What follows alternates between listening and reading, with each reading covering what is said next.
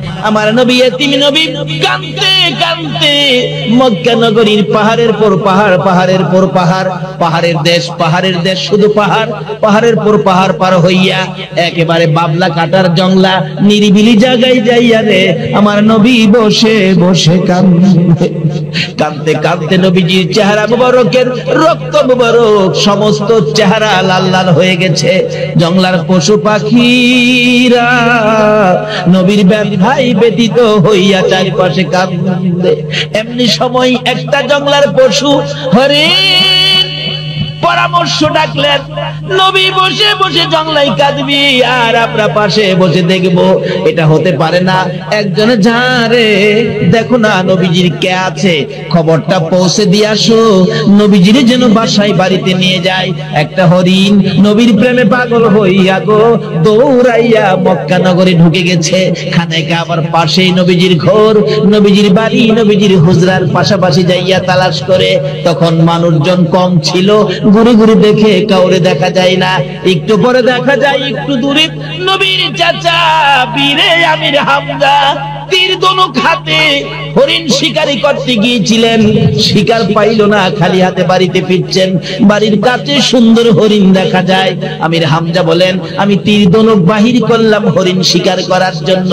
জংলার হরিণী ডাকতেছে, প্রভু গো আমার জবান খুলে দাও না, তোমার বন্ধুর পক্ষে কথা বলি। আল্লাহ বলেন, এরে জংলার হরিণী, আমার বন্ধুর পক্ষে কথা বলার জন্য জবান চাইছস, যেই নবীর প্রেমে এত কিছু করেছি, এই নবীর প্রেমে কি তোরে জবান দিতে পারি না? সঙ্গে সঙ্গে হরিণের জবান খুলে দিল। জোরে জোরে কন্যা সুবহানাল্লাহ। হরিণী ডাকতেছে, রে আমির হামজা রে, আমার তীর ধনুক দিয়ে মারতে হবে না, রে আমির হামজা মারিস না, মারার আগে একটা কথা শুই না লো, তারপরে আমার মারিস, আমার কোনো দুঃখ থাকবে না। আমির হামজা বলেন, জংলার হরিণ মানুষের মতো কথা কয়, ব্যাপারটা আগে বুঝানো, এই ব্যাপারটা কি?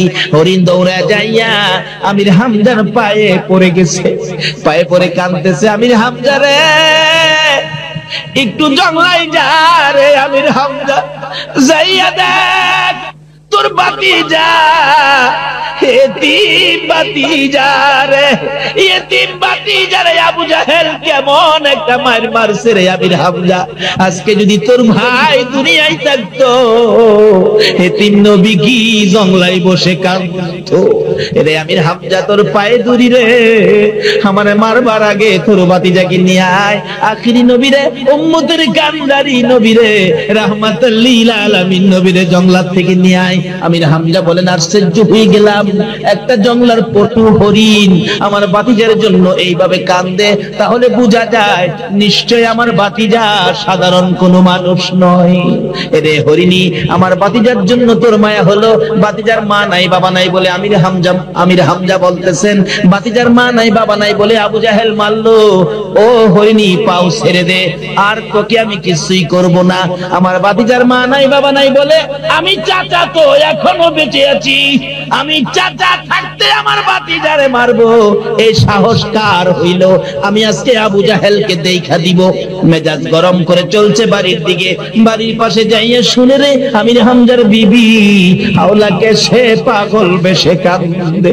বিবি তুমিও কাঁদো, ওদিক দিয়ে বাতিজা কাঁদলে তুমিও কাঁদো।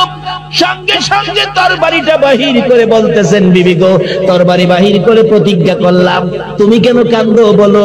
বাতিজার ব্যথাই তো মনটা মানে না, তুমিও কাঁদো, বলো কোন ব্যথাই কাঁদো? আমির হামজার বিবি দৌড়া যাইয়া স্বামীর গলায় ধরেছে, স্বামী গো আমার বাতিজারে বলে আবু জাহেল মারছে গো, মা নাই বাবা নাই বলে বাতিজা জংলায় বসে কান্দে, কেউ কি বাতিজারে মায়া করবে না? স্বামী একটা অনুরোধ করি, আমার বাতিজারে আইনা দিবানি, আমি মায়ের মতো হইয়া দূর করবো, আর আমার বাতিজারে মারলো আবু জাহেলের বিচার করবানি। আমির হামজা বলেন, বিবি গো হরিণের মুখে যে বাতিজার প্রশংসা শুনেছি, তুমিও যখন বাতিজার জন্য কান্দো, যাও কথা দিলাম এই বাতিজারে না লইয়া বাড়িতে আসবো না, আবু জাহেলের বিচার না করে ঘরে ফিরবো না। একটা দৌড় মারলেন আবু জাহেলের বাড়ির সামনে, আবু জাহেল বাড়িতে আছো? আছি, বেরিয়ে আসো। এমনি আঘাত করলেন মাথার মধ্যে, মাথা ফাইটা গেল। ও আমির হামজা, কোন দুঃখে আমাকে মারলি? আমির হামজা চোখের পানি ছেড়ে দিলেন। আবু জাহেল রে, আমার এই তিন ভাতিজা রেখে রে মারলে রে। আবু জাহেল, আমার ভাতিজার মা নাই রে, বাবাও নাই, কোন দুঃখে আমার ভাতিজারে মারলি? তুমি কি ভাবছো আমার ভাতিজার কেউ নাই? আমি চাচা কি মরে গেছে নাকি রে? আবু জাহেল, একটা আঘাত করেছি, এখনো মার শেষ হয় নাই, বল আমার ভাতিজা কই? ভাতিজার খবর যদি না দিবি তোর গলাও কাইটা ফলাইবো। আবু জাহেল বলেন, আমির হামজারে আমারে আর মারিস না, আমি দেখছি তোর ভাতিজা কানতে কানতে রক্ত মাখা শরীর লইয়া ওই পাহাড়ের পর পাহাড় পার হইয়া এই সামনের দিকে গেছে। আমির হামজা একটা দৌড় মারছে, গোড়াটা পাহাড়ের কিনারে রাইখা একটু উঁচু জায়গা পাইলেই আমির হামজা ভাতিজাকে ডাক মারে, বাবা মুহাম্মদ গো, আমি তোমার চাচা আইছি গো, আর কানতে হবে না, বলো না তুমি কোথায় আছো? এইভাবে দৌড়াদৌড়ি করতেছে, কোথাও ভাতিজার খবর পায় না। আমির হামজা বলেন, একটু দূরে দেখি গাছের ডালের পাখিরা বসে বসে কান্দে। দৌড়াইয়া যাইয়া দেখি জঙ্গলার পশুরা আমার ভাতিজারে ঘেরাও করে বসে কান্দে। আমির হামজা পিছে দিয়ে যাইয়া আমার নবীকে পিছন দিয়ে এইভাবে আবদায়া ধরে ডাক মারছেন, বাবা গো, তোমার কাঁদতে হবে না গো বাবা, আমি তোমার চাচা আইসা পড়ছি। আমার নবী এমন বিপদের মুহূর্তে চাচার কণ্ঠ পাইয়া গো, বাবার গন্ধ চাচার শরীরে আছে, বলুন আছে কিনা? আমার নবী উপরের দিকে মুখটা ফিরাইয়া চাচার চেহারার দিকে তাকাইয়া আমার নবীর কলিজায় আর মানে না, একটা চিৎকার মেরে ডাক মারলেন, চাচা আমার মা নাই, বাবা নাই। দেখুন আবু জাহেল আমারে কেমন মার মারছে। নবীজিকে টাইনা টাইনা দাঁড় করাইয়া আমির হামজা বলেন, আমি দেখেছি আবু জাহেলের পাথরের আঘাতের দাগ এখনো দেখা যায়। ঘোড়ার পৃষ্ঠে উঠাইয়া চাবুক মারতেছে ঘোড়া, ঘোড়ারে চল, জলদি করে চল রে, আমার বিবি কান্দে রে ভাতিজার মায়া। আবু জাহেল বলতেছেন, আমি মানলাম ভাতিজাকে তুমি এত মায়া করো, আমি যেমন কালিমা পড়ি নাই তুমিও তো কালিমা পড়ো নাই। আমির হামজা তখনও কালিমা পড়ে নাই। আমির হামজা বলে, আবু জাহেল কালিমা পড়তে না পারি রে, আমি তো ভাতিজার মায়া ছাড়তে পারি না। আমির হামজা ডাকতেছে, ও ভাতিজা ঘোড়ার পৃষ্ঠে উঠো। আমির হামজা নবীজির আপন চাচা ছিলেন। আল্লাহু আকবার বলো। ঘোড়ার পিছনে নবীরে বসাইয়া আমির হামজা ঘোড়ার সামনে বসে চাবুক মারতেছে, ঘোড়ারে চল, জলদি করে চল, আমার বিবি কান্দে ভাতিজার মায়ায়, জলদি করে চল। ঘোড়া তো উঠে না, সামনেও যায় না। আমির হামজা রাগে এমন মারতেছেন, কোন কোন চাবুকের আঘাতে ঘোড়ার চামড়া ফাইটা রক্তগুলি বাহির হইতেছে। মাঝে মাঝে ঘোড়া সামনের দুইটা পা আকাশে উড়াইয়া দেয়, চোখের পানিগুলো জর্জর করে ছাড়তেছেন। এবার আমির হামজার আঘাতে ঘোড়া দুইটা পাও সামনে বাড়াইয়া দেখে, প্রভু জবান খুলে দাও না গো, তোমার বন্ধুর পরিচয় দিয়ে দেই। জবান খুলে গেল ঘোড়া। যেই নবীর পক্ষে গেলে জঙ্গলার পশুর জবান খুলে রে, যেই নবীর পক্ষে গেলে ঘোড়ার জবান খুলে রে। এই নবীর পক্ষে গেলে কি আমরা ডাক আমার আল্লাহ শুনবে না? ঘোড়ার ডাক যদি শুনতে পারে গো, আমাদের ডাক কেন শুনবে না? দয়ার নবী মায়ার নবী পিছে বসা, ঘোড়া ডাকতেছে, আল্লাহ জবান খুলে দাও। জবান খুলে দিলে ঘোড়া ডাকতেছে, আমির হামজারে মার, কত মারবি? মারতে মারতে যদি আমি ঘোড়ার জীবন বাহির করে দেস তাও তুমি পারবি। আমি কথা দিলাম রে, যেই নবীরে পাশে বসাইছো এই নবীরে সামনে না নেওয়া পর্যন্ত আমার জীবন যাবে, আমি সামনে যাব না। আজকে ঘোড়া হইয়া নবী চিনে রে, উম্মত হইয়া নবী চিনি না। আমির হামজা বলেন, বাবা গো সামনে আসো তুমি, আমি পিছনে যাই। আমির হামজা বলেন, ভাতিজাকে সামনে দিয়ে ঘোড়াকে চাবুক দিতে হয় না, এক দৌড়ে ঘোড়া বাড়ির গেটে পৌঁছে গেছে। এত দ্রুত গতিতে আমার ঘোড়া জীবনে আর কোনোদিন চলতে দেখি নাই। আমির হামজার বিবি কান্দে রে, আওলা কেসে পাগল বেশে বিনাইয়া বিনাইয়া। আমার নবী সুন্দর চেহারা দেখে দূর থেকে ডাক মারলেন, ভাতিজা রে আয়, আমি তোরে মায়ের মতো আদর করব। মার কথা শুনে আমার নবী গোড়া থেকে একটা চিৎকার মেরে নাইমা গেলেন, মা গো, ও মা, আমার মায়ের মতো আদর করবেন। গলায় ধরে ঘরের মধ্যে বসাইয়া আমির হামজার বিবি রুমাল ভিজাইয়া রক্ত মুবারক পরিষ্কার করতে করতে আমির হামজার বিবি বলেন, সহ্য করতে পারি না, হে তিন ভাতিজার রক্ত মুবারক পরিষ্কার করতেছে আর ডাকতেছে, আমেনা রে, ও আমেনা, দেখা গেলি না তোমার তিন সন্তানের কি অবস্থা। রক্ত মুবারক পরিষ্কার করে নবীজিকে পাশে বসাইয়া জিজ্ঞেস করলেন, ভাতিজা, আবু জাহেল তোমারে মারলো, তুমি কি তারে গালি দিছো? না চাচি। মারছো? না চাচি। মন্দ বলেছো? না চাচি। আবু জাহেলের ক্ষতি করেছো? না চাচি। তাহলে কেন মারলো? আমার নবী বলেন, চাচি গো, ও আদরের চাচা, শুনো, আমি আমার উম্মতের মাওলার দিদার পাওয়ার নামাজ শিক্ষা দিতেছিলাম, আল্লাহর জান্নাতে যাওয়ার নামাজ আমি আমার উম্মতের শিক্ষা দেওয়ার জন্য দাঁড়িয়েছিলাম। আর আবু জাহেল আমাকে এই অবস্থার মধ্যে পাথর দিয়ে দিল মেরে আমার মাথা পাটাইয়া দিছে গো চাচি, আমি আবু জাহেলের কোনো ক্ষতি করি নাই। আমার আল্লাহ বলেন, দুনিয়ার মানুষ রে, আমির হামজার বিবি আমির হামজাকে সাক্ষী বানাইয়া রে নবীজি নামাজে দাঁড়াইয়া যে মার খাইছে, রক্তে লাল লাল হয়েছে, এই ব্যথার কথাগুলো সমস্ত পৃথিবীর মানুষের কানে কানে কিয়ামত পর্যন্ত পৌঁছাবো। বন্ধু, কথা দিলাম, তোমার এই ব্যথায় ব্যথিত হইয়া, তোমার এই দুঃখে দুঃখিত হইয়া যারা 5 ওয়াক্ত নামাজে দাঁড়াইয়া যাবে গে বন্ধু, আমি আল্লাহ কথা দিলাম, ওই এক একজন নামাজিকে আমি আল্লাহ বিনা হিসাবে আমার জান্নাতে ঢুকাইয়া দিব।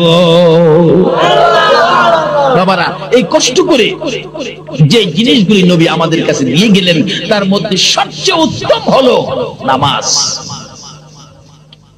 এই নামাজ ব্যতীত নবীর উম্মত হওয়া যায় না। নামাজ ব্যতীত কোনো ইবাদত আল্লাহর দরবারে কবুল করানো যায় না। নামাজ ব্যতীত আল্লাহর দিদার পাওয়া যায় না। নামাজ ব্যতীত জান্নাতের চাবি পাওয়া যায় না। সবকিছুর মূলে হলো নামাজ। হাসরের দিন সর্বপ্রথম আপনাকে আমাকে নামাজ সম্বন্ধে জিজ্ঞাসা করা হইবে। হাসরের দিন প্রথম প্রশ্নই হবে, তোমরা কি নামাজ পড়ছো?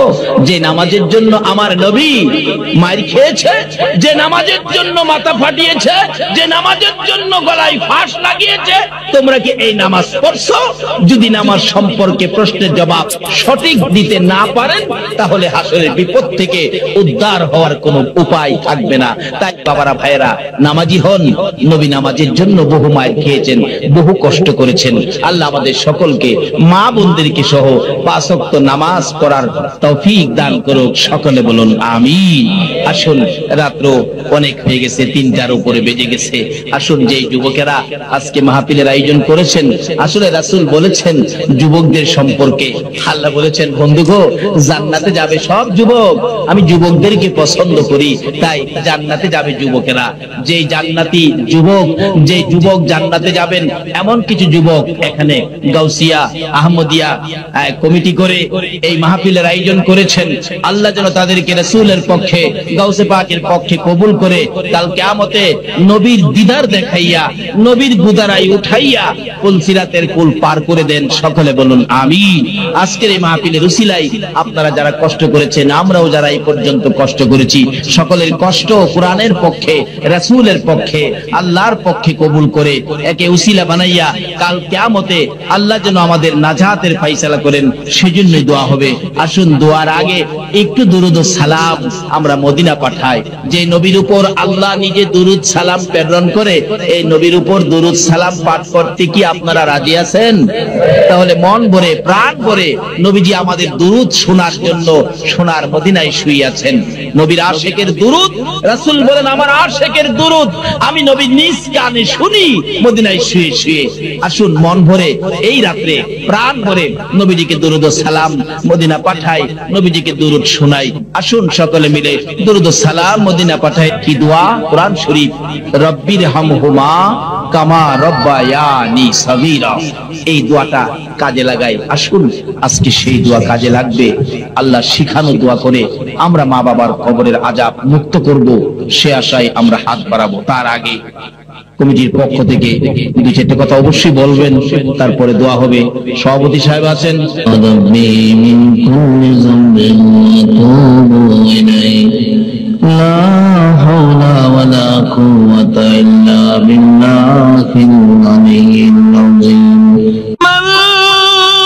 আমি আমার উম্মতের তোমার সাথে সাক্ষাৎ দিদার করার জন্য এই নামাজটা শিক্ষা দিতেছিলাম। আবু জাহেল আমার মাথা ফাটাইলো, আমি কই যাব গো, কে আদর করবে, কে মায়া করবে? আমার মা নাই, বাবা নাই, আমার নবী এতিম নবী। কাঁদতে কাঁদতে মক্কা নগরীর পাহাড়ের পর পাহাড়, পাহাড়ের পর পাহাড়, পাহাড়ের দেশ শুধু পাহাড়, পাহাড়ের পর পাহাড় পার হইয়া একেবারে বাবলা কাটার জংলা নিরিবিলি জায়গায় যাইয়া রে আমার নবী বসে বসে কাঁদতে কাঁদতে নবীজির চেহারা মুবারকের রক্ত মুবারক সমস্ত চেহারা লাল লাল হয়ে গেছে। জংলার পশু পাখিরা নবীর ব্যথায় ব্যতীত হইয়া চারিপাশে কাঁদে। এমনি সময় একটা জংলার পশু হরিণ পরামর্শ ডাকলেন, নবী বসে বসে জংলায় কাঁদবি আর আমরা পাশে বসে দেখবো, এটা হতে পারে না। একজনে যারে দেখো না নবীজির কে আছে, খবরটা পৌঁছে দিয়ে আসো, নবীজির যেন বাসায় বাড়িতে নিয়ে যায়। একটা হরিণ নবীর প্রেমে পাগল হইয়া গো দৌড়াইয়া মক্কা নগরে ঢুকে গেছে। খানেকা আবার পাশেই নবীজির ঘর, নবীজির বাড়ি, নবীজির হুজরার পাশাপাশি যাইয়া তালাশ করে। তখন মানুষজন কম ছিল, ঘুরে ঘুরে দেখে কাউরে দেখা যায় না। একটু পরে দেখা যায় একটু দূরে নবীর চাচা বীরে আমির হামজা তীর ধনুক হাতে হরিণ শিকারি করতে গিয়েছিলেন, শিকার পাইল না, খালি হাতে বাড়িতে ফিরছেন। বাড়ির কাছে সুন্দর হরিণ দেখা যায়। আমির হামজা বলেন, আমি তীর ধনুক বাহির করলাম হরিণ শিকার করার জন্য।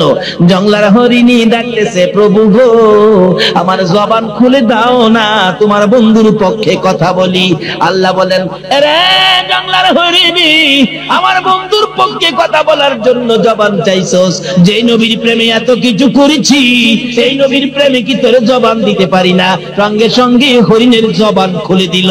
জোরে জোরে কন্যা সুবহানাল্লাহ।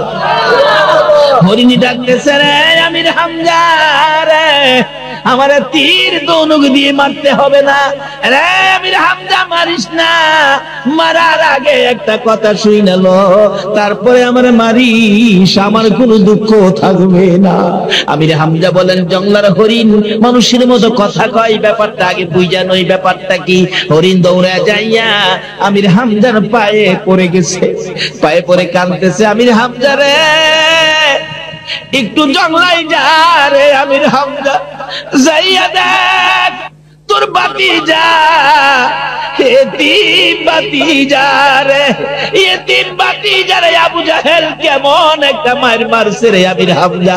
আজকে যদি তোর ভাই দুনিয়ায় থাকতো, এতিম নবী কি জংলায় বসে কাঁদতো রে আমির হামজা, তোর পায়ে ধরি রে, আমারে মারবার আগে তোর বাতিজাকে নিয়ে আয়। আখিরি নবী রে, উম্মতের কান্দারি নবী রে, রাহমাতুল লিল আলামিন নবী রে জংলার থেকে নিয়ে আয়। আমির হামজা বলেন, আশ্চর্য হয়ে গেলাম, একটা জংলার পটু হরিণ আমার বাতিজার জন্য এইভাবে কান্দে, তাহলে বোঝা যায় নিশ্চয় আমার বাতিজা সাধারণ কোনো মানুষ নয়। রে হরিণী, আমার বাতিজার জন্য তোর মায়া হলো, বাতিজার মা নাই বাবা নাই বলে আমির হামজা বলতেছেন, বাতিজার মা নাই বাবা নাই বলে আবু জাহেল মারলো। ও হরিণী, পাও ছেড়ে দে, আর তোকে আমি কিছুই করব না। আমার বাতিজার মা নাই বাবা নাই বলে আমি চাচা তো এখনো বেঁচে আছি, আমি চাচা থাকতে আমার বাতিজারে মারবো, এই সাহস কার হইল? আমি আজকে আবু জাহেলকে দেখা দিব। মেজাজ গরম করে চলছে বাড়ির দিকে, বাড়ির পাশে যাইয়ে শুনে রে আমির হামজার বিবি হাওলাকে সে পাগল বেশে কান্দে। বিবি তুমিও কান্দো, ও ওদিক দিয়ে ভাতিজা কান্দে, তুমিও কান্দো। সঙ্গে সঙ্গে তরবারিটা বাহির করে বলতেছেন, বিবি গো, তরবারি বাহির করে প্রতিজ্ঞা করলাম। তুমি কেন কান্দো বলো?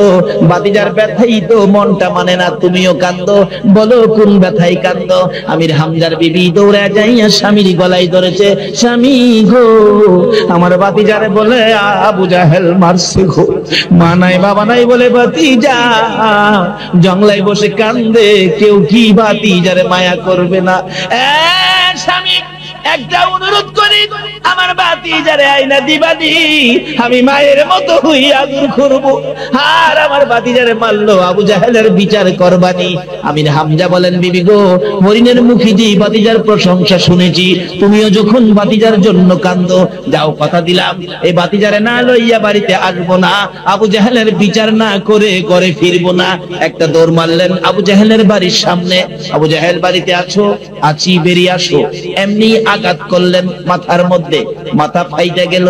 ও আমির হামজা, কোন দুঃখে আমাকে মারলি? আমির হামজা চোখের পানি ছেড়ে দিলেন। আবু জাহেল রে, আমার এতিম ভাতিজারে কেড়ে মারলে রে? আবু জাহেল, আমার ভাতিজার মা নাই রে, বাবাও নাই, কোন দুঃখে আমার ভাতিজারে মারলি? তুমি কি ভাবছো আমার ভাতিজার কেউ নাই? আমি চাচা কি মরে গেছে নাকি রে? আবু জাহেল, একটা আঘাত করেছি, এখনো মার শেষ হয় নাই, বল আমার ভাতিজা কই? ভাতিজার খবর যদি না দিবি, তোর গলাও কাইটা ফেলাইব। আবু জাহেল বলেন, আমির হামজারে আমারে আর মারিস না, আমি দেখছি তোর ভাতিজা কানতে কানতে রক্ত মাখা শরীর লইয়া ওই পাহাড়ের পর পাহাড় পার হইয়া এই সামনের দিকে গেছে। আমির হামজা একটা দৌড় মারছে, গোড়াটা পাহাড়ের কিনারে রাইখা একটু উঁচু জায়গা পাইলেই আমির হামজা ভাতিজাকে ডাক মারে, বাবা মুহাম্মদ গো, আমি তোমার চাচা আইছি গো, আর কানতে হবে না, বলো না তুমি কোথায় আছো?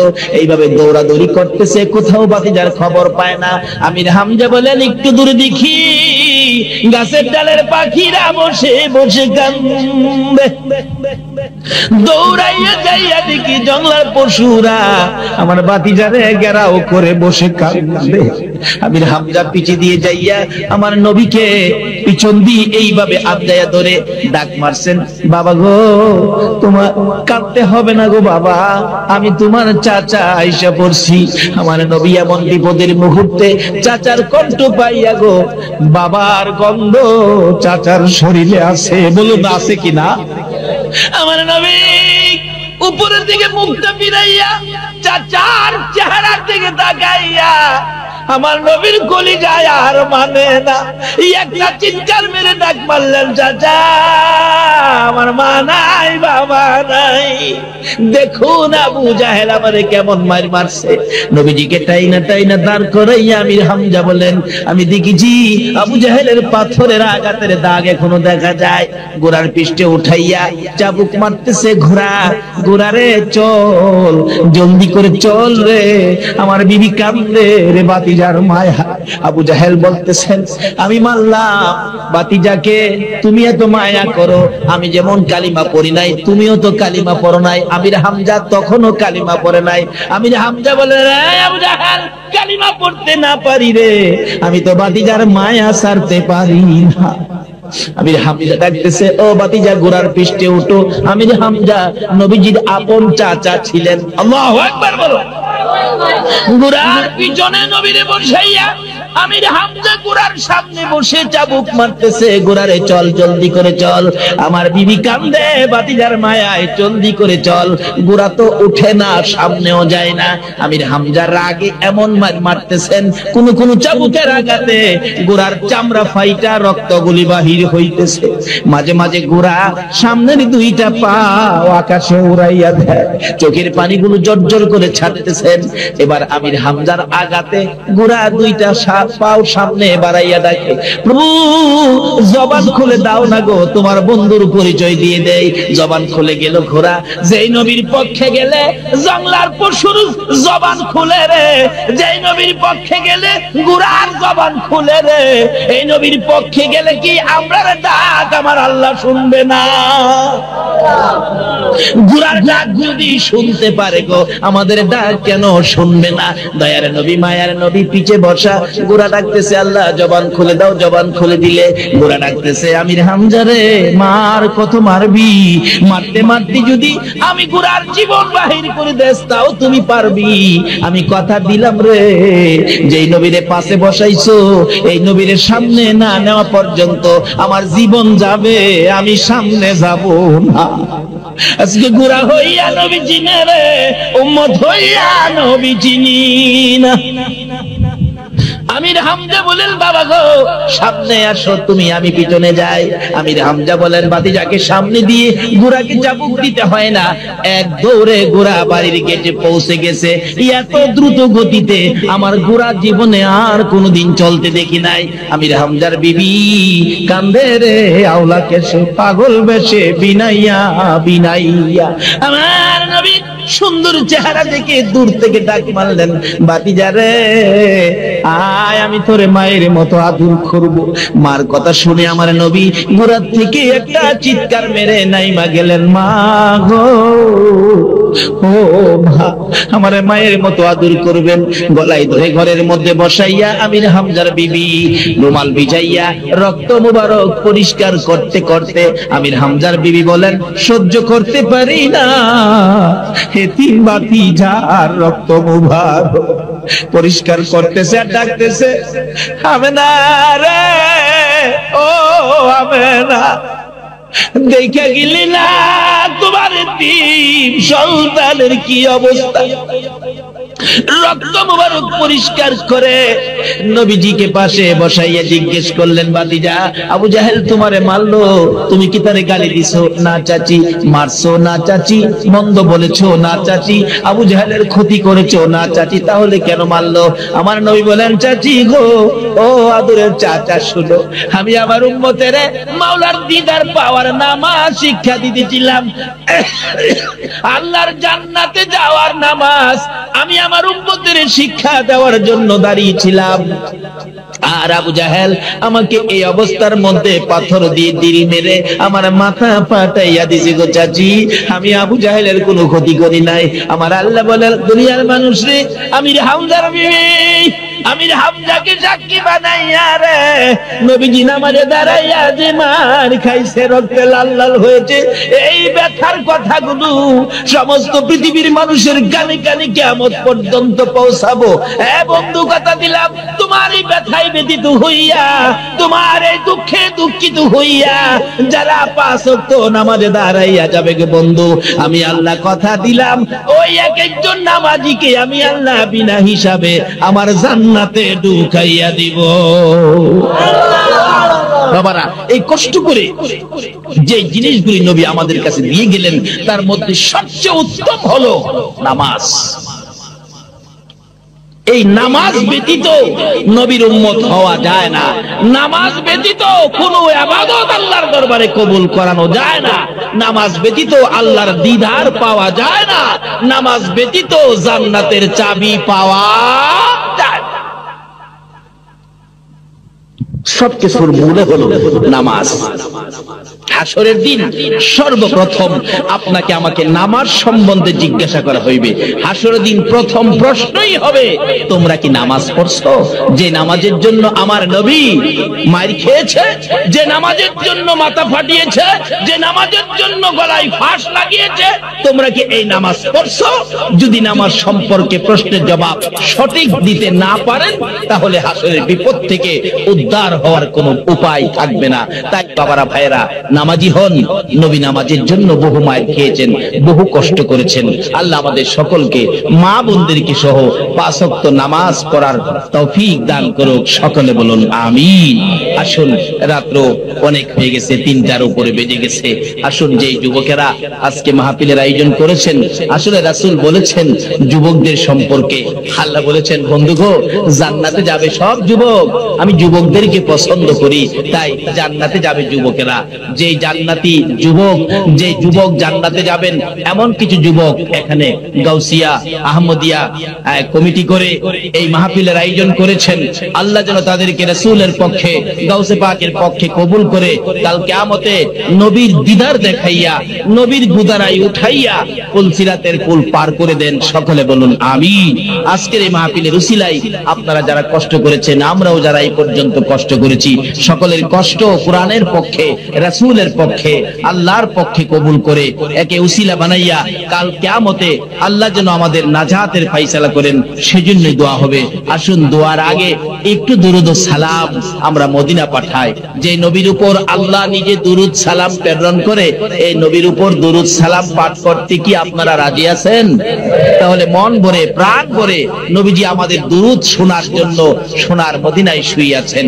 নবীর আশিকের দুরুদ, রাসূল বলেন আমার আশিকের দুরুদ আমি নবীর নিজ কানে শুনি মদিনায় শুয়ে শুয়ে। গাউসে পাক পিছন থেকে ডাক দিলেন, বাবারা তোমরা দুইজনে কি নিয়ে তকরাতরি করতেছো? মুসলমান লোকটা কয়, হুজুর হ্যাঁ কয় আমাদের নবী বলে পাওয়ার নাই, হ্যাঁ নবী বলে পাওয়ার বেশি। কিভাবে হুজুর? ঈসা নবী মৃত মানুষ জীবিত করতে পারছে। গাউসে পাক বলেন হ। আমাদের নবী কি মৃত মানুষ জীবিত করতে পারছে? গাউসে পাক কয় হ। হ্যাঁ কয় আমার নবী বলে পারে না। হ্যাঁ তো জানে না, এই জন্য গায়ের জোরে খালি যাইতেছে আর কি। পয়েন্টে হাইরা গেছিল, এই বিপদ মুহূর্তে পাশে দাঁড়াইলো কে? বলুন কে? এই সমস্ত ওলিদের পক্ষে থাকা দরকার আছে কিনা? শুধু দুনিয়ার বিপদ না তো, হাসরের বিপদেও দেখবেন আপনার পাশে দাঁড়াবে। গাউসে পাকের মতো একজন ওলি যদি আপনার পক্ষে থাকে, যার পক্ষে আপনারা বসে আছেন, আজকে যদি আপনারা গাউসে পাকের মহব্বতে বসে থাকেন, হাসরে দেখবেন আপনাদের পাশে গাউসে পাক। আচ্ছা, এরকম একজন ওলি যদি আপনাদের পক্ষে থাকে, হাসরের বিপদে কোনো সমস্যা হবে? দুনিয়াতে দেখবেন কোর্ট কাচারিতে বিচার আচার হয়, বলুন বিচারকের সামনে আপনার পক্ষে, মক্কেলের পক্ষে কথা বলে কে? উকিল। কে বলে? এই কোর্ট কাচারিতে, আদালতে, বিচারের কোর্টে কথা বলে উকিল। উকিলরা কিভাবে মক্কেল বাঁচাবে এমন কিছু আইন বই পড়ে পড়ে পয়েন্ট শিখছে না? তারা এই পয়েন্টের বলে মক্কেল বাঁচাইয়া দেয়। দুনিয়ার আইন বই পড়ে উকিলরা যেমন কোর্ট কাছারির থেকে মক্কেল বাঁচাইয়া দেয়, আল্লাহর ওলিরা আল্লাহর ভালোবাসার আইন বই পড়েছে, হাসরের ময়দানে তারাও আপনাদের মতো মক্কেলকে বাঁচাইয়া পার করে দিবে। কিভাবে পার করবে? আল্লাহর কোর্টের মক্কেল হব আমরা, উকিল হবে গাউসে পাক, খাজা বাবা। জোরে জোরে বলুন সুবহান। ওই রকম আল্লাহর ওলিরা হবে উকিল, বিচারক হবেন আল্লাহ। যদি ওই রকম উকিল, ভালো উকিলের পক্ষে থাকেন, কি হইতে পারে বাস্তবে? আসুন, আমাদের এলাকার এক ঘটনা। এখন তো যে যুগে পড়ছি আমরা, ভালোবাসার যুগ। এক সুন্দরী মেয়ে, বড় লোকের মেয়ে, গরিবের ছেলে, বড় লোকের মেয়ে, গরিবের ছেলে, একটা খুব সুন্দর, লেখাপড়ায় ভালো, তার সাথে ভালোবাসার সম্পর্ক হয়ে ওই বড় লোকের মেয়েটা 50,000 টাকা সহ ছেলেকে নিয়ে কলেজ থেকে উদাও।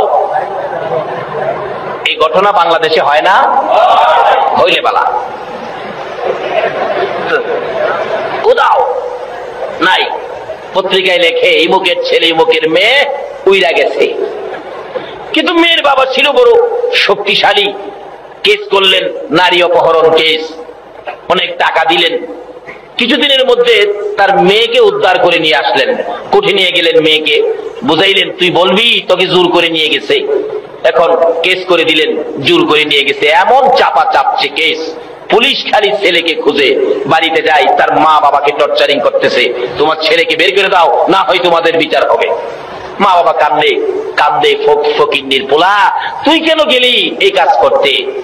আরেক বুদ্ধিমান ব্যক্তি বলতেছেন, ছেলের মা বাবাকে এত পেরেশান না হইয়া আপনারা আরেকটা কাউন্টার কেস করেন। কাউন্টার কেস, উকিলের কাছে গেছে, উকিল সাহেব আমি এই বিপদে আছি, এই বিপদের কি কোনো পথ পাওয়া যাবে উদ্ধার হওয়ার জন্য? উকিল বলে, এত আইন বই পড়ছি, এটা কোনো ব্যাপার হইল? কেস করেন, কাউন্টার কেস, ছেলেকে নিয়ে আসেন। ছেলে তো ভয়ে বাড়িতে আসে না, আমার ছেলে শুকায়া একবারে কাঠের মতো হয়ে গেছে, ভয় পায়, খায় না, ঘুমায় না, না জানি পুলিশে ধরে নিয়ে যায়। নিয়ে আসেন।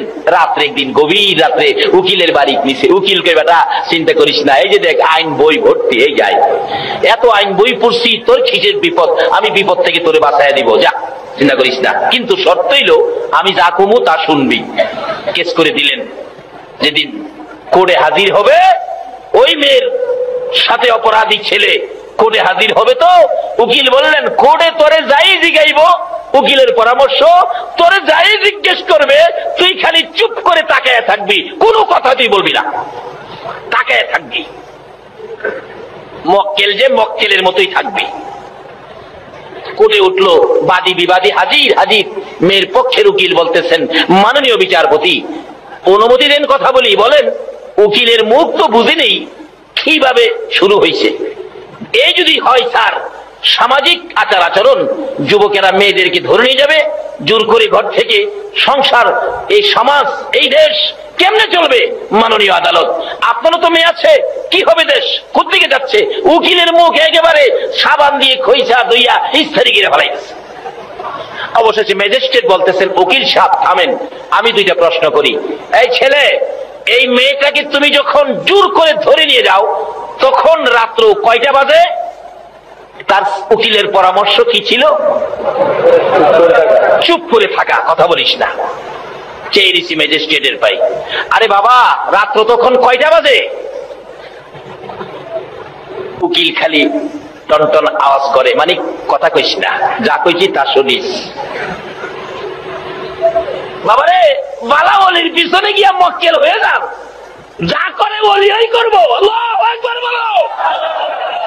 আজকে দুনিয়ার কোর্টে যদি মক্কেলকে পয়েন্টের খাতায় মক্কেল বানায়া উকিল কই কথা কইস না, যা বলতে হয় আমি ওই বলবো।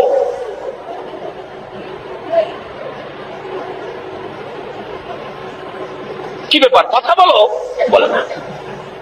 কথা না বলার পরামর্শ কার? উকিলের।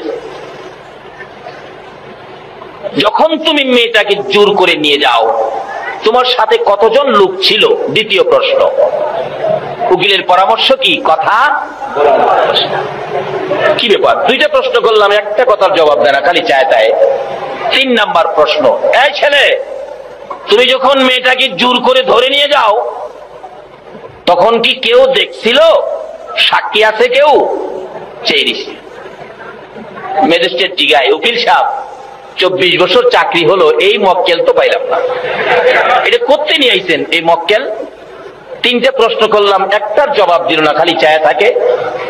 তার পক্ষের উকিল বলেন, মাননীয় বিচারপতি অনুমতি দিলে আমি কথা বলি। এবার ছেলে পক্ষের উকিল অনুমতি পাইছে। স্যার, এই ছেলেটা এত সুন্দর কথা বলতেন স্যার, মানুষ রেডিও বন্ধ করে তার কথা শুনতো, টিভি বন্ধ করে তার কথা শুনতো, কিন্তু আজকে ছেলেটার দিকে তাকাইলে স্যার মায়া লাগে, চোখে পানি আসে স্যার। এই মেয়েটাকে যেদিন ছেলেটা জোর করে টাইনা বাহির করে, মেয়েটা একটা চিল্লানি মারছিল, চিল্লানিতে তার কানের পর্দা ফাইটা গেছে। এখন কে কি বলে কিছুই শোনে না, শুধু তাকায়া থাকে স্যার। তার কষ্টের কথা আমার কষ্টে, আমার কথার মধ্যে এই কষ্টটা স্যার কি বলবো স্যার, এই দুঃখটা কার কাছে বলবো? ছেলেটার লাইফটা বরবাদ হয়ে গেছে তার চিল্লানিতে। মেয়েটা তো এই পাশে দাঁড়ানো, মেয়েটা বলেন, স্যার আল্লাহর কসম করে বলি আমি চিল্লানি দেই নাই। ছেলে পক্ষের উকিল বলেন, মাননীয় বিচারপতি আপনার পয়েন্টের খাতায় লিখুন, মেয়ে বলেছে চিল্লানি দেয় নাই, আপনার সামনে বলেছে, তাইলে জোর কইরা নেয় নাই। এবার ম্যাজিস্ট্রেট ডাকতেছে, এই কাজী সাহেবকে নিয়ে আসো। কাজী সাহেব ম্যাজিস্ট্রেটের উপস্থিতিতে কাজী সাহেব এসে বিবাহ হয়ে গেল। বলুন বিপদ বাড়লো না কমলো? কমলো। এত বড় বিপদ থেকে বাঁচলো কারু সিলাই। আবার এই মেয়ের সাথে বিবাহ হইল কারু সিলাই। বলুন কার পরিচয়? সবাই যেন বললেন না। কোন নবী? আমাদের নবী। বলুন কার নবী? যে নবীর এক একজন উম্মতের মর্যাদা কত। আল্লাহ বলেন বন্ধু তোমার একজন উম্মত পৃথিবীতে থাকতে এই পৃথিবীটা ধ্বংস হবে না। তোমার একজন উম্মত হাসরের জমিনে থাকতে আমি আল্লাহ জান্নাতের দরজা বন্ধ করব না। যে নবীর উসিলায় সকল নবীর নবুয়তি, যে নবীর উসিলায় আল্লাহর আরশ করছি, যেই নবীর উসিলায় সাত আসমান সাত জমিন, যেই নবীর উসিলায় নদী নালা বৃক্ষলতা পশু পাখি সকল সৃষ্টি, সে নবীর নাম হলো রাহমাতাল লিল আলামিন। আল্লাহ পাক সকল সৃষ্টির কাছে এই নবীর খবর পৌঁছে দিলেন তোমাদের সকলের জন্য রহমত হলো এই নবী যার নাম আমি নিজে রেখেছি রাহমাতাল লিল আলামিন। সকলের জন্য যিনি রহমত, শুধু আমাদের জন্য নয়, পশু পাখির জন্য নবী রহমত, ভাগ ভাল্লুকের জন্য, চন্দ্র সূর্যের জন্য। কিন্তু আমরা তো নবীকে চিনি না। চন্দ্র সূর্য নবীকে চিনতে ভুল করে নাই, ভাগ ভাল্লুক নবীকে চিনতে ভুল করে নাই, গাছ গাছরা নবীকে চিনতে ভুল করে নাই। এই নবীর উম্মত যদি হতে পারেন আপনার ভাগ্যে কি আসবে দেখুন না। যে মিম্বরে দাঁড়ায় খুতবা দিতেন, মিম্বর পাকা হওয়ার আগে একটা শুকনা খেজুরের গাছ, শুকনা মৃত শুকনা খেজুরের গাছ মাটির মধ্যে গাইরা এর মধ্যে হেলান দিয়ে জুমার দিন খুতবা দিতেন। মিম্বর যখন পাকা হয়ে গেল গাছটা উঠায় ফেলে দিল। নবীজি জুমার দিন খুতবা দিবেন, কে যেন হাও মাও করে কাঁদতেছেন। রাসূল বলেন কাঁদে কে? সাহাবীরা বলেন ইয়া রাসূলুল্লাহ আমরা তো কেউ কাঁদি না, আমার কানে কান্নার আওয়াজ আসতেছে, তোমরা তালাশ করো। সাহাবীরা দেখে ওই শুকনা মৃত খেজুরের গাছটা কাঁদতেছে। মৃত শুকনা গাছ কান্দে কোন নবীর জন্য? যেই নবী হলো রাহমাতাল লিল আলামিন।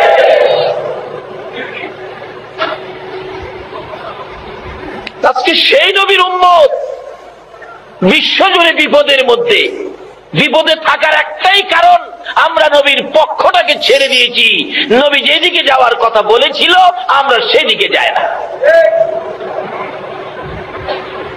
মৃত গাছ কাঁপতেছে, নবীজির সামনে দিলেন যার নাম উস্তুনে হান্নানা। রাসূল বলেন ও উস্তুনে হান্নানা, মৃত শুকনা খেজুরের ঘাস, তুমি এইভাবে কাঁদতেছো, তুমি তো মৃত, তুমি এইভাবে কাঁদবো কিভাবে?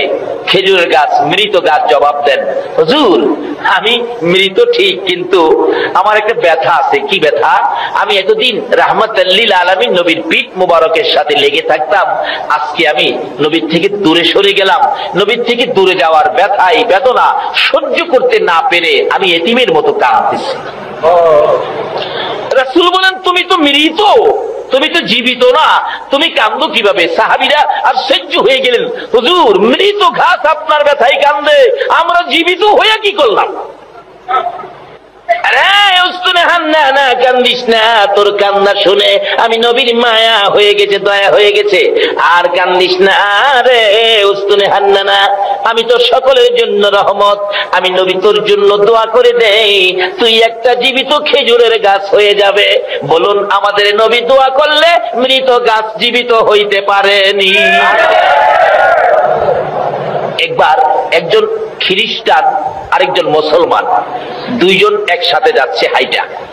খ্রিস্টান লোক বলতেছেন মুসলমানকে, দেখো মুসলমান বেটা, আমাদের যে নবী ছিল ঈসা নবী কত ক্ষমতাবান ছিল, মরা মানুষ জীবিত করে ফেলছে কুম বিইজনিল্লাহ বলে। আমাদের মুসলমান লোকটা বলতেছে না, তোমাদের নবী ঈসা নবীর চাইতে কোটি কোটি গুণ পাওয়ার বেশি ছিল আমাদের নবীর, কারণ আমাদের নবী হলো সকল নবীর সেরা নবী, শ্রেষ্ঠ নবী, যার উসিলায় সকল নবীর নবুয়তি, যার উসিলায় কুল কায়নাত। খ্রিস্টান বেটা খুব জ্ঞানী ছিলেন, হ্যাঁ প্রশ্ন করে বসলেন আমাদের মুসলমানকে, শোনো তোমাদের নবী কি মৃত মানুষ জীবিত করতে পারছে? তখন এই মুসলমান বেটা হ্যাঁ জানে না, জীবনে ওয়াজ শুনতেও যায় নাই। বাবারে ওয়াজ শুনতে গেলেও মাঝে মাঝে পয়েন্ট পাওয়া যায়, এগুলি রাখলে বিপদে কামে লাগে। তো খ্রিস্টান খালি কয় আরে বাবা পাওয়ার যে বেশি, কিভাবে তোমাদের নবী মৃত মানুষ জীবিত করছে একটা পয়েন্ট দেখাও। হ্যাঁ জীবনে ওয়াজেও গেছে না, দেখাইবো কোত্থেকে। কিন্তু দুইজনে ধাক্কাধাক্কি করে যাইতেছে রাস্তায়, কথা কাটাকাটি করে একেবারে শেষ পর্যায়ে চলে গেছে। খ্রিস্টান লোকটার কাছে আমাদের নবীর উম্মত মুসলমান স্বীকার করবে আমাদের নবী মৃত মানুষ জীবিত করতে পারে না, এই কথাটা স্বীকার করবে। এমন সময় আজকে যার স্মরণে মাহফিল, গাউসে পাক ওই দুই ব্যক্তির পিছনে হাজির। হাসরের দিন আমার আল্লাহ যেদিন বিচারক হবেন, আল্লাহু আকবার বলুন, আমরা যেদিন ওই কুটের মক্কেল হব গো, আল্লাহর ওলিরা হবে উকিল। গাউসে পাক আমাদের পক্ষ থেকে দাঁড়াইয়া বলবেন ও আমার মক্কেলেরা, ও আমার মুরিদারা, ও আমার ভক্তবৃন্দরা, তোরা কথা বলিস না, যা বলতে হয় আমি আব্দুল কাদির বলবো, তোমরা কথা কইও না। জিগাইব নামাজ পড়ছিলি খালি চায় থাকবেন, রোজা রাখছিলি চায় থাকবেন, ওয়াজ শুনছিলি চায় থাকবেন। অনেকক্ষণ প্রশ্ন করার পর গাউসে পাক দাঁড়াইয়া বলবেন মাননীয় আদালত, এরা মক্কেল সরল সোজা মানুষ, শেষ যুগের মানুষ, আখিরি যুগের মানুষ, ফিতনা ফাসাদের যুগের মানুষ, তোমাকে ভালো করে ইবাদত করার জন্য সুযোগ নিতে পারে নাই, তোমাকে ভালো করে চেনার জন্য পথ খুঁজে পায় নাই। শুধুমাত্র আমি গাউসে পাকের ভক্ত ছিল, তোমার নবীকে ভালোবাসা দিয়েছিল গো, যার উসিলায় এত কিছু বানাইলা, এই নবীর ভালোবাসার খাতিরে আমি আব্দুল কাদির অনুরোধ করলাম এই মানুষগুলোকে তুমি মাফ করে দাও। আল্লাহ বলবেন ফেরেশতারা রে, আমার বন্ধুর ভালোবাসার দোহাই দিল রে, আমার বন্ধুর ভালোবাসার কারণে গাউসে পাকের অনুরোধে আমি আল্লাহ মাফ করে দিলাম। দুনিয়ায় যদি একটা অ্যাডভোকেট আইন বই পড়ে এই কোর্টের এত বড় বিপদ থেকে মাফ করাইয়া ওই কোর্টের মধ্যে কাজী ডাক দিয়া বিবাহ পড়াইয়া দিতে পারে, আমার আল্লাহ হাসর দিন বলবেন ও গাউসে পাক তোমরা থাকো উপস্থিত, এই এক একজনের জন্য জান্নাত থেকে 70 জন করে হুর নিয়ে আসো, আমি আল্লাহ উপস্থিতিতে তাদের সাথে বিবাহ পড়াইয়া দেব। জোরে বলুন সুবহানাল্লাহ।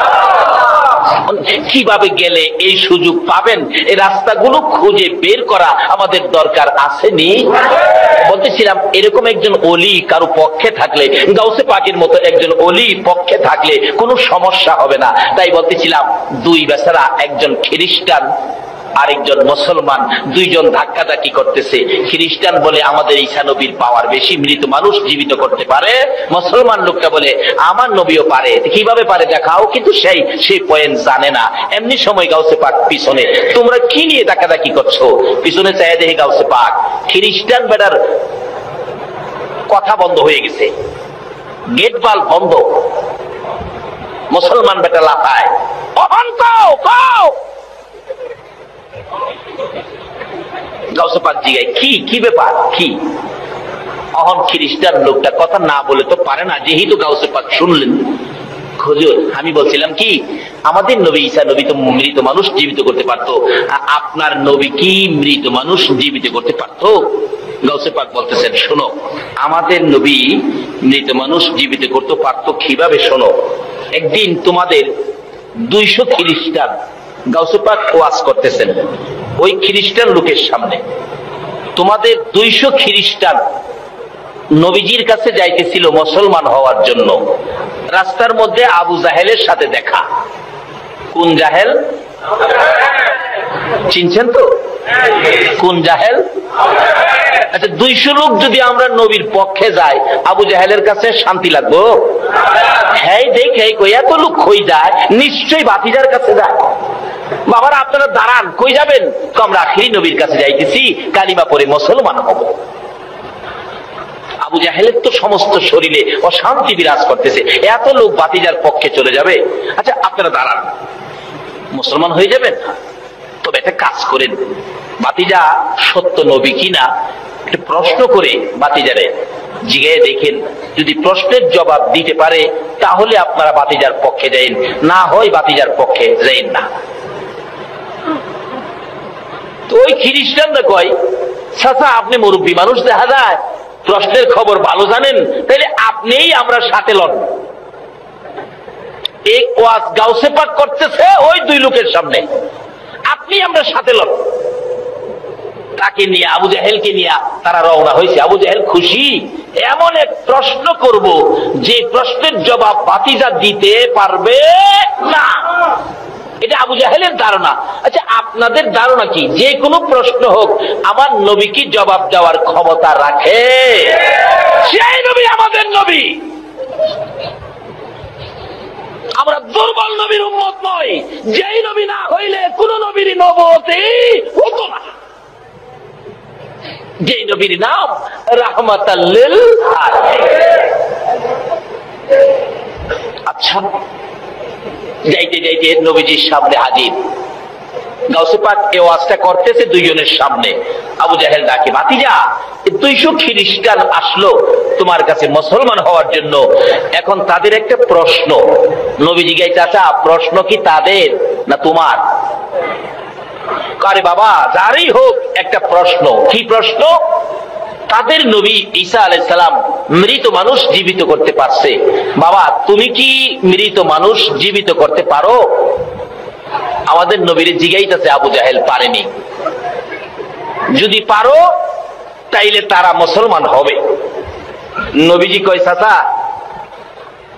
কোন কবর থেকে মৃত মানুষ জীবিত করতাম আমার একটু দেখায় দেন তো, কোন কবর থেকে?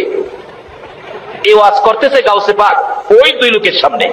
আবু জাহেল কয়, ভাতিজা আসো আসো।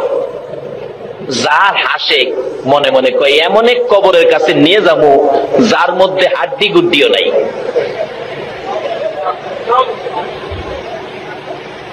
একেবারে মুসা নবীর আমলের এক কবর। কই মুসা নবী? মুসা নবীর আমলের এক কবরস্থানের পাশে গিয়া বলতেছে, ভাতিজা এই কবরটা থেকে মৃত মানুষ জীবিত করো। আচ্ছা আবু জাহেলের ধারণা হাড্ডিও নাই, কোত্থেকে হবে? আচ্ছা আপনাদের ধারণা কি? না থাকুক হাড্ডি, আমাদের নবী ডাক দিলে মানুষ কি আসবে? আমাদের নবী আঙ্গুল ইশারা করলে আকাশের চাঁদ জানি কি হয়? বলুন কি হয়? আঙ্গুল ইশারাই আকাশের চাঁদ 2 টুকরা হয়। আর এখানে ডাক দিলে কি উঠবে না? আবু জাহেল কয়, এই কবরটা থেকে। আর নবী কবরের পাশে দাঁড়ায় বলতেছেন, এই কবরে তোমরা কে? এই কবরে কে আছো?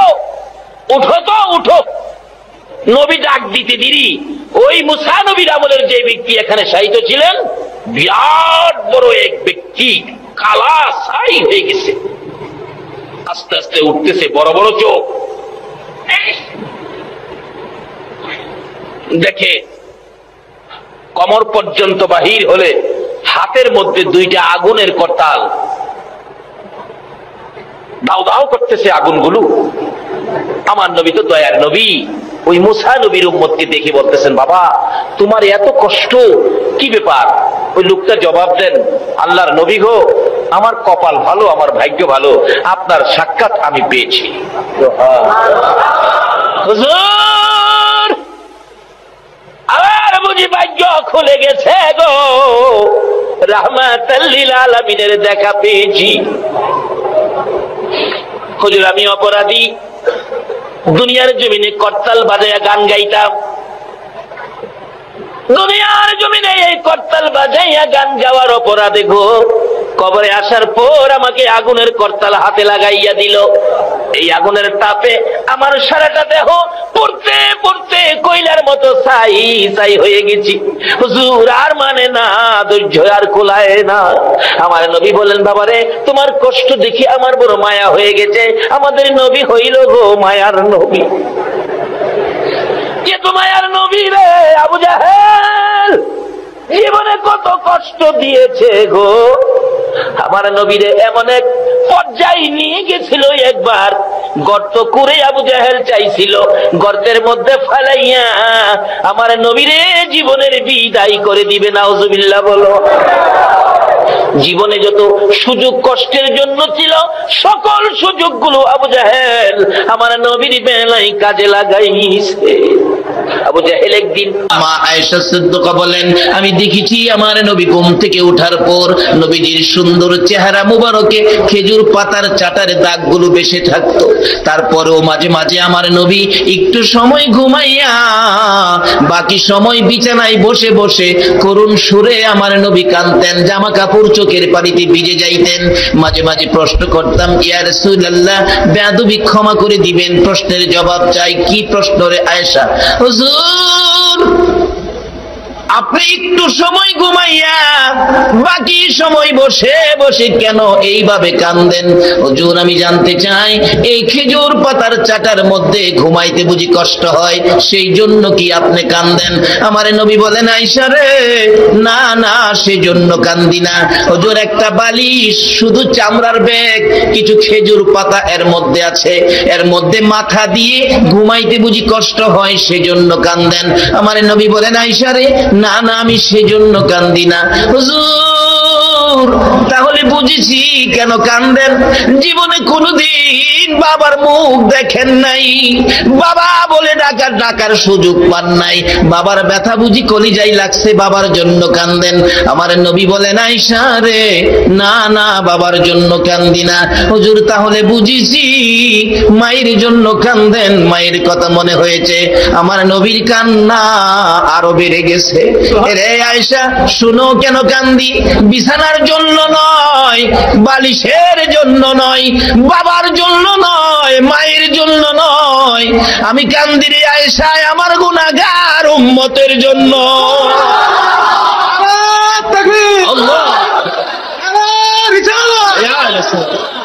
কেন মাপ পাবেন না? নবীজি এইভাবে আপনার আমার ব্যথায় কাঁদতেন।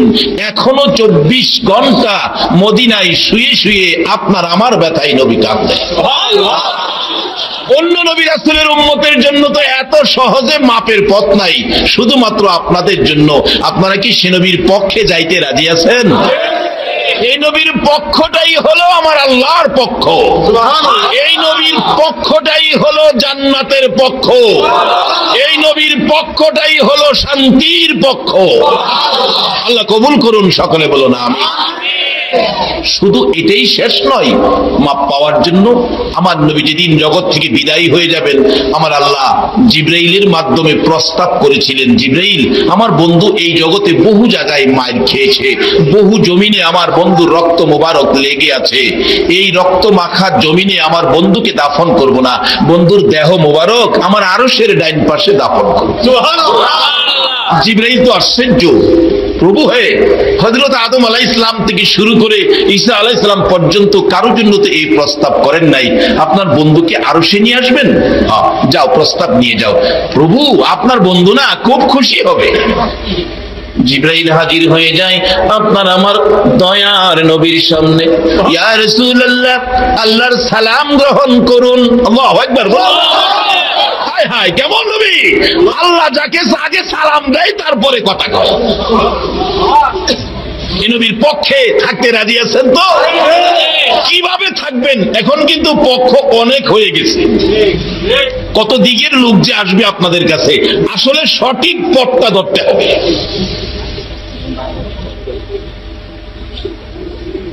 জিবরাইল বলেন, ইয়া রাসূলুল্লাহ, আল্লাহর সালাম গ্রহণ করুন। আমি জিবরাইলের সালাম গ্রহণ করুন।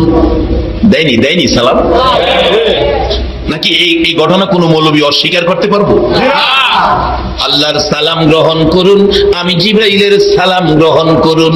হুজুর, এমন এক প্রস্তাব আপনার জন্য নিয়ে আসছি যেটা হযরত আদম আলাইহিস সালাম থেকে শুরু করে ঈসা আলাইহিস সালাম পর্যন্ত কারো জন্য ফাঁস হয় নাই। এই প্রস্তাব শুনে আপনি নবী খুশি হবেন। কি প্রস্তাব রে জিবরাইল? হুজুর, আপনার দেহ মুবারক আল্লাহর আরশের ডান পাশে দাফন হবে। এই প্রস্তাব শুনে আমার নবী দুইটা চোখের পানি জর্জর করে ছেড়ে দিয়েছে।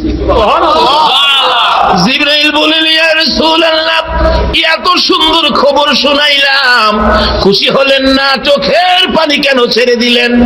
আমার নবী বলেন, জিবরাইল রে, একটা খবর শুনাইলি, আমার দাফন আল্লাহর আরশের ডাইন পাশে হবে।